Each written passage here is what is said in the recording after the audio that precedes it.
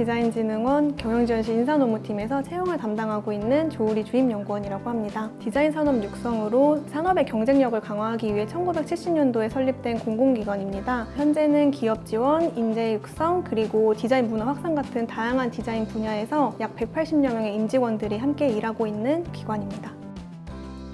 보통 1년에 1회 공채 채용을 진행을 하고 있고요. 때에 따라 다르지만 보통 상반기에 이제 채용 공고가 나가서 공채를 진행을 하고 있습니다. 적부평가 그리고 정성평가로 이루어져 있습니다. 적부평가 같은 경우에는 지원자가 자격 요건을 충족을 했는지, 불성실 작성한 내용은 없는지, 그리고 마지막으로 블라인드 위반한 내용은 없는지를 평가하는 단계라고 보시면 될 것 같고요.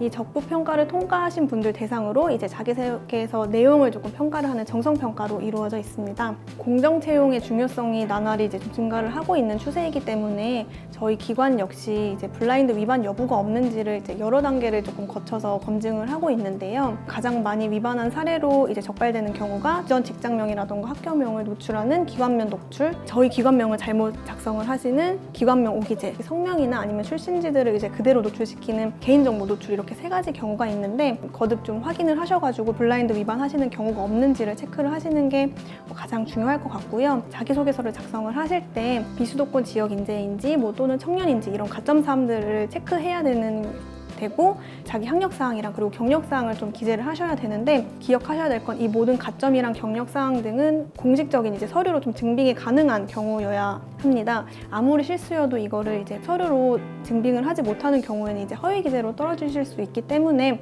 무조건 이제 증빙이 가능한 내용만 작성을 하셔야 된다는 점을 좀 기억을 해주셨으면 좋을 것 같습니다.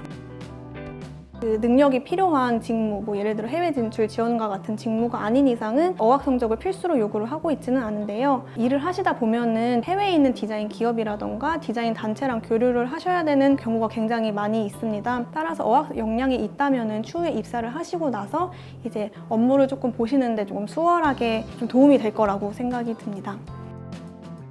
저희 필기 전형은 직업 기초 능력 평가, 그리고 전공이랑 일반 상식으로 구성되어 있는 직무 수행 능력 평가, 이렇게 두 가지로 구성이 되어 있습니다.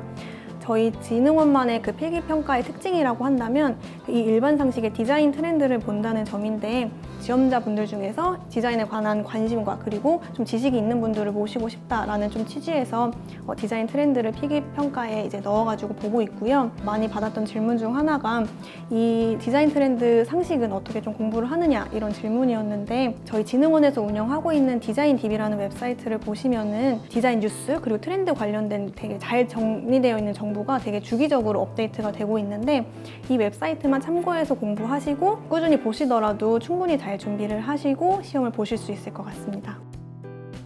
먼저 저희 면접 전형은 1차 면접인 역량 면접과 그리고 토론 면접, 최종 면접인 인성 면접, 그리고 발표 면접, 이렇게 두 가지 면접 단계로 조금 구성이 되어 있습니다. 1차 면접인 역량 면접, 그리고 2차 면접인 인성 면접은 보통 생각하시는 그냥 면접의 형태라고 보시면 될 것 같은데, 저희 진흥원에 얼마나 관심을 갖고 계신지, 그리고 조직 내에서 잘 융합하고 소통할 수 있는 그 역량을 가진 분이신지, 공공기관의 특성을 잘 이해하고 계시는지에 관해서 좀 알아보기 위한 질문이 조금 진행이 된다라고 보시면 될 것 같고요. 다대다로 진행이 되는 경우가 많아가지고 주어진 시간 안에 얼마나 간결하게 좀 답변을 할 수 있는지에 관한 것이 중요하고, 또 그거에 대비해서 좀 준비를 하시는 게 도움이 될 것 같습니다. 토론 면접이랑 발표 면접 같은 경우에는 조금 직무 이제 지식이나 사고력 그리고 의사소통 능력을 보기 위한 면접 단계로 생각을 하시면 좋을 것 같은데요. 보통 직무 관련 주제를 주고 이거에 대한 개선점이라던가 아니면 새로운 제안 등을 좀 발굴해봐라 라는 취지로 이제 토론이랑 발표가 진행이 된다고 보시면 될 것 같습니다.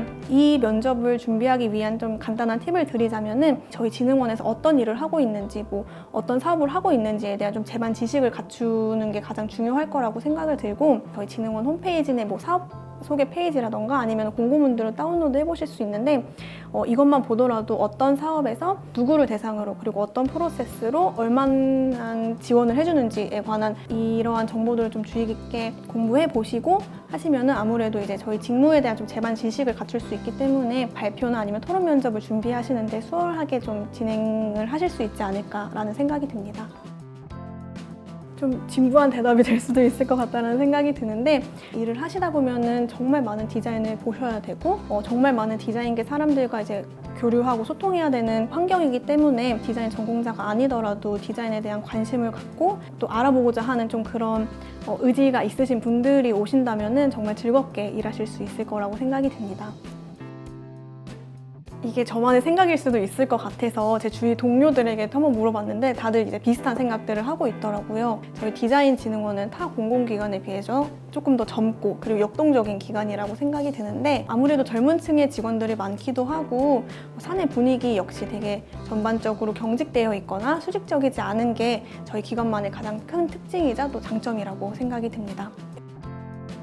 인사팀 직원으로서 이제 말씀을 드리자면 저희가 보다 공정하고 그리고 또 지원자 중심의 채용이 될 수 있도록 저희가 많은 노력을 기울일 테니 혹시 문의사항이 있거나 궁금하신 점이 있으면 언제든 좀 문의해 주시면 좋을 것 같고 관심 있으신 분들의 많은 지원 기다리겠습니다. 감사합니다.